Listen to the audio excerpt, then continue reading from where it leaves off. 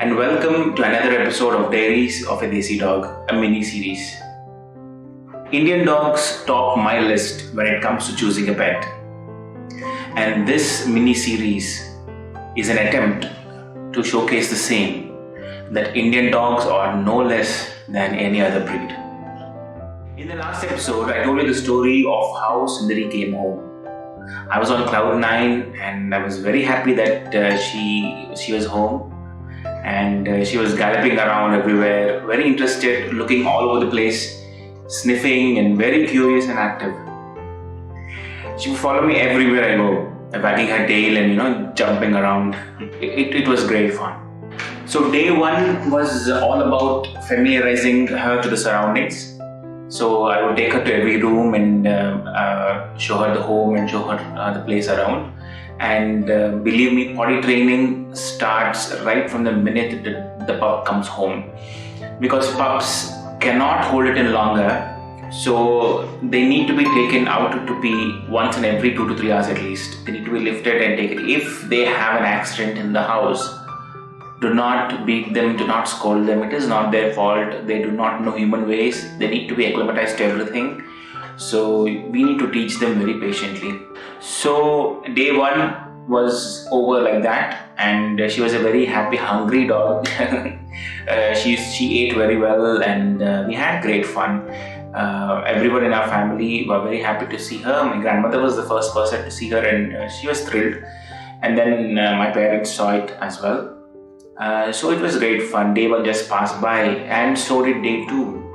Day 2 also was a very happy day, because we were playing around and I gave her some chew sticks, the rawhide bones, because when they start teething, they kind of bite everything around and they start nibbling, and they destroy everything they come into contact with. So it's always good to keep them busy with the chew toy or something to chew on, and the bones did the job for me.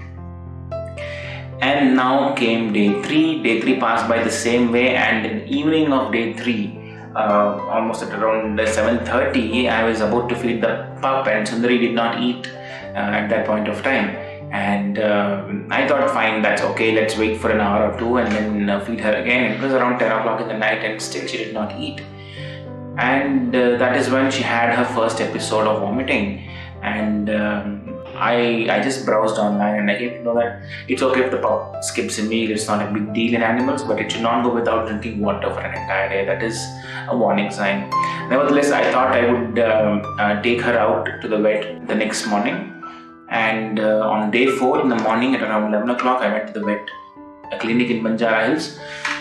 And the vet examined her, and they told me that it's normal in pups to have vomiting. As long as she's active, there's nothing to worry about. I was given some medication and sent home. So I came home along with her, and I gave her the medication. She seemed all right. She was active and all. By the evening of day 4, she started having diarrhea. And the diarrhea was so smelly, it was so pungent, it could pulverize an entire city. I mean, sick pups' diarrhea is the worst thing to have at home, and cleaning it is practically impossible because the stench lingers. So she had that, and she had 2 more episodes of vomiting, and she refused to eat or drink at this point of time. And it was already 11:30 in the night, and I called up the vet, and I told him the same, and he told me that it is all right, not worry. And if I hadn't known, I was asked to bring the pet to the clinic again.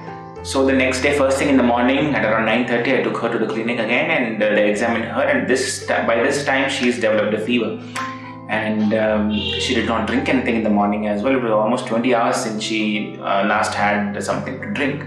So we went to the vet. I told them the same thing, and they were suspecting her to have Parvo virus, just in case, because it's a deadly disease. I was advised to get her tested if I was willing, and I said yes. And they did this rapid test. They collected the stool sample, and the test results were out in about 10 minutes, and she turned out to be positive for Parvo virus. I, as a first-time pet parent, had no clue about this. So I asked the vet about what this was and what is the course of the illness and what to do, what is the treatment and everything else. And they told me that this is a very deadly disease in pups, and most of them usually do not survive it. and I was told that the hopes of a dog surviving this are very less, and she may not survive the disease. And they told me that she would be needing intravenous fluids, so they put her upon an intravenous cannula and started fluids. There were rooms for dogs. It was like a ward, so she had a small room for herself, and she was given fluids over there. So when I further spoke with the vet in the clinic, they told me that they wanted to try something, and that is to give the blood of a Parvo recovered dog to Sundari, so that it could help her boost her immunity to a certain extent. I said yes, but it was on me to find a dog which was Parvo recovered and an owner of the dog who was willing to donate the blood. And again, as a new pet parent, I had no clue about where to look and what to do. So again, I called up Mrs. Kedareshwari and again she responded very well and very quickly, and she told me that she would get back to me in a while. And I was waiting with Sundari in the ward, and I got a call back from her within like 15 to 20 minutes, and she told me that she's already posted this information in various WhatsApp groups, and one person, a lady, she was willing to bring her pet and donate the blood. She had a Parvo recovered dog, and it was very lucky that day. I was really glad that she accepted to do that. I called this lady up, and she told me that they lived in the opposite side of the city, and it would take them a few hours to come at that point of time in the traffic. So I was waiting there with Sundari, and it was around 12:30 at this point in time, and they arrived by around 3 o'clock in the afternoon. And the blood of that dog was given to Sundari, and this was the first time I was watching dog-to-dog transfusion. And the entire system these days, science has developed, veterinary science also is growing, so you have many options, and there are many ways of treating animals as well. It is not like it is not rudimentary anymore, so one must take advantage of all of this and take your pet to the vet whenever you have a doubt or whenever the pet falls sick. So the blood was transfused, and it was almost 5 o'clock in the evening at this point in time, and I asked the vet about when we can go home, and they suggested that I leave Sundari back in the clinic, because they would develop more symptoms and they would get really sick. It would be tough for me to manage at home, so they advised me to leave the dog in the clinic. But somehow I did not feel like leaving her alone all night in the clinic, because I wanted to take care of her. So I told the vet the same thing, that I was a doctor and I could take care of her and just give me the amount of fluids to be given. And I asked them to retain the IV cannula so that I could take her back home and administer the fluids myself. And they gave me a detailed prescription about whatever needs to be given. And I took her home. And before taking her home, I got this disinfectant which was suggested to me. It is from Jib's company, and it is a great disinfectant. I personally used it for her, and it helped me a lot in cleaning all the mess, in clearing up all the pungent stench. And it is specially designed to disinfect Parvo. So this helped me a lot, and if you want to buy the product, I'll put the link in the description box, and just click it and get it. There is no paid promotion in this video. It is all goodwill. So I got her back home, and I put her in the crate. And this was when I felt getting a crate was such a good idea, because the crate helped me isolate the dog from the rest of the house. The crate was a ward, an isolation center, and a room for Sundari all at the same time. So I put a few puppy pads in the crate and put her in the crate. And she was in my room. I had a room to myself with a bathroom in it, so it was easy for me to manage this. And Sundari has not yet developed the full symptoms of Parvo at this point in time. So she was being treated at home. Back in the clinic, when I met the parent of the dog who donated blood to Sundari, she also told me that her dog obviously recovered from Parvo virus. And she gave me a great tip that, you need to disinfect everything the dog touches. You need to change the puppy pads. Puppy pads come in handy for this reason, that every time it gets soiled, you can just easily throw it away without the need to wash it every single time, because that's a lot of work and it's impossible for a single person to do that.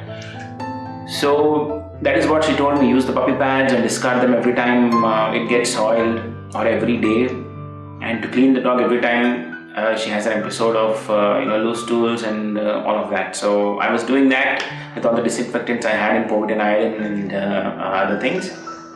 So in this video, what I wanted to emphasize was, it is very important to identify the early signs of parvovirus disease. The well-known signs of parvo disease are bloody diarrhea, and vomiting and everything. Bloody diarrhea happens because it is a disease of the intestinal tract and the digestive system, and the superficial layers of the digestive tract scrapes out and ulcerates, and all the dead tissue is excreted out. So they excrete fresh blood at a point of time, and black colored blood, and it has its stages. So that is why they do not eat or drink, because it's extremely nauseating and painful for them to go through all of this. So they don't drink or eat, and hence the severe dehydration and later succumbing to the disease. So the early signs of parvovirus or any disease in pups, especially, because they do not complain. They shout if they have an acute injury or an acute pain, but if it's a long-term chronic pain, they never shout. They just stay by themselves, and they just go to a corner and lay there silently till the disease takes its course.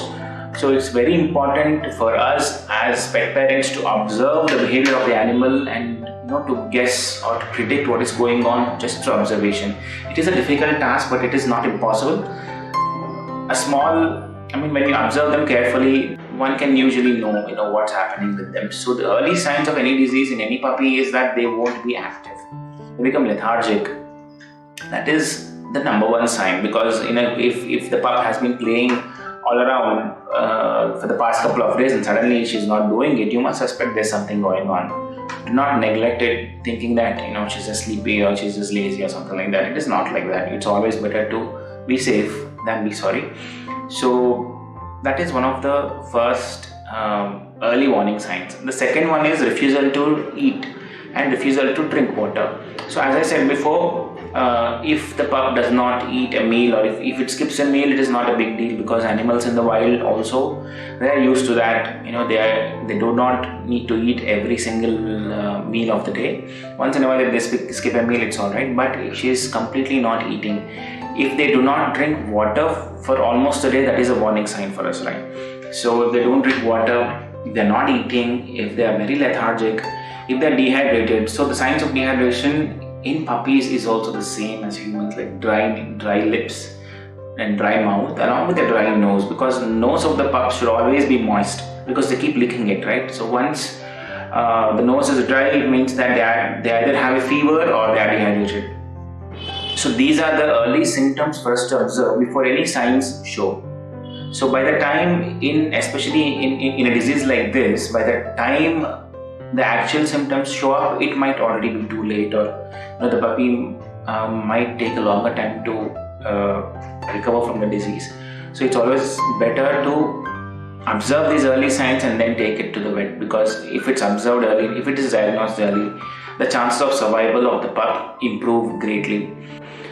So this is what I wanted to show in this video, the early signs of parvovirus, so that you can easily identify if your pup is going through something like this. Parvovirus is very common, and also it is very important to isolate the pup if it has parvovirus, because the virus spreads, it stays in the atmosphere, it stays around the furniture for at least a few months, and there is always a chance for a weekend pup to get reinfected again, or if you have other pups, they could be infected as well. So it's absolutely necessary to quarantine the pup. It is very important for us to take the pup to the vet if we have the slightest bit of doubt, because animals are very dependent on us. They do not have any other way to live. They are extremely dependent. They either submit to the situation or they are completely dependent on us to make it better. So it is our responsibility as pet parents to give them a timely medical care. It is our job. So this was day 4.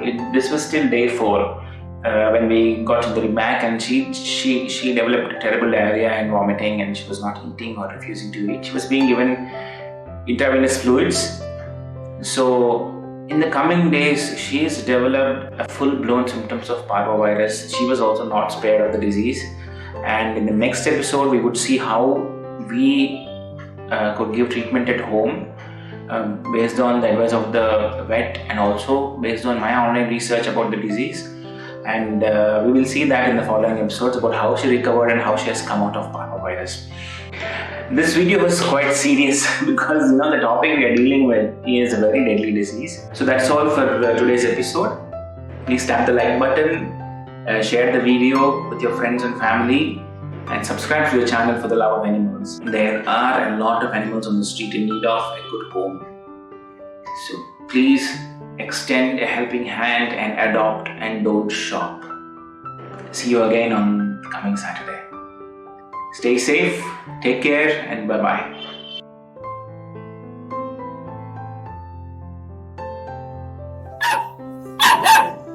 Come on.